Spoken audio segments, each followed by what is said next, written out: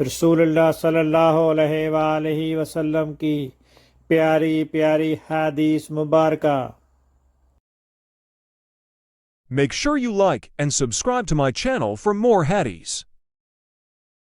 سالم بن عبداللہ نے خبر دی اور انہیں عبداللہ بن عمر رضی اللہ عنہ نے کہ انہوں نے رسول اللہ صلی اللہ علیہ وسلم کو یہ فرماتے سنا، تم میں سے ہر فرد ایک طرح کا حاکم ہے اور اس کی رعیت کے بارے میں اس سے سوال ہوگا، بس بادشاہ حاکم ہی ہے اور اس کی رعیت کے بارے میں اس سے سوال ہوگا۔ ہر انسان اپنے گھر کا حاکم ہے اور اس سے اس کی رعیت کے بارے میں سوال ہوگا۔ عورت اپنے شوہر کے گھر کی حاکم ہے اور اس سے اس کی رعیت کے بارے میں سوال ہوگا۔ خادم اپنے آقا کے مال کا حاکم ہے اور اس سے اس کی رعیت کے بارے میں سوال ہوگا۔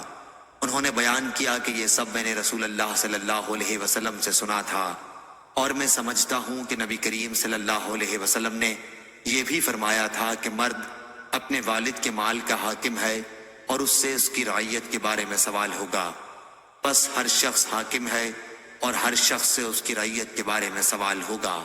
صحیح بخاری حدیث نمبر 2409۔ اللہ تعالیٰ اس کے چہرے کو روشن کرے جو حدیث مبارکہ سن کر آگے پہنچائے۔